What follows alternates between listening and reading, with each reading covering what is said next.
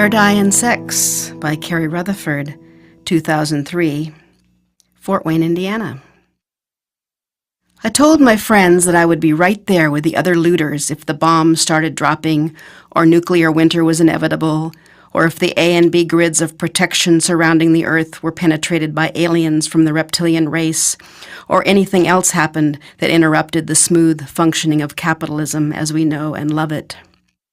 However, my particular brand of looting would not be high-end tech-oriented with the potential resale value of each item on the black market taken into consideration. Stereos, MP3 players, lawn boys, HD TVs, iPhones. Nope, not me.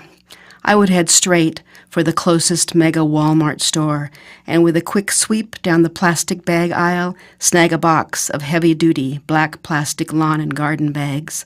And then I'd sprint to the hair care products aisle and start filling it with Preference by L'Oreal medium brown hair dye, followed by the more edgy Feria No. 35 with a hint of candy apple red shimmering highlights.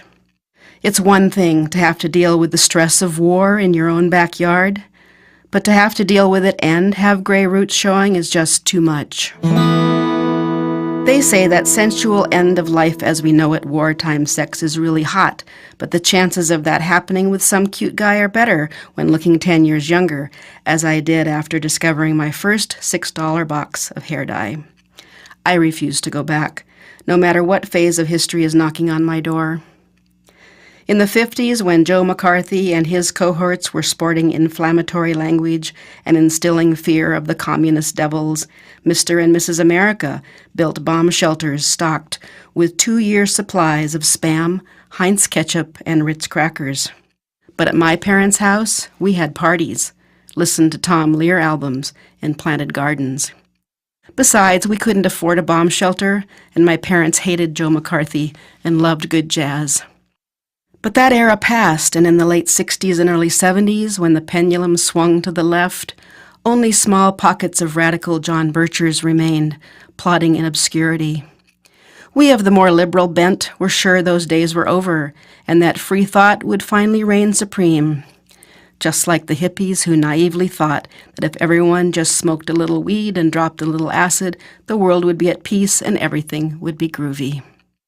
The historians, of course, knew better, having looked back through time and noticed that the pendulum never stopped swinging, left, right, left, right.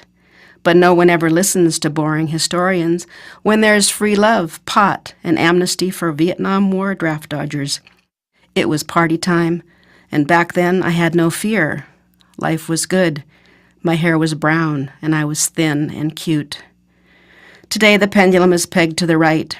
I've gained years, pounds, and a dye habit I refuse to give up. I no longer smoke cigarettes, do illegal drugs, or gamble. I just redo my roots every 6 weeks. What's the harm in that? But like any addict, when up against the wall, I will turn to crime.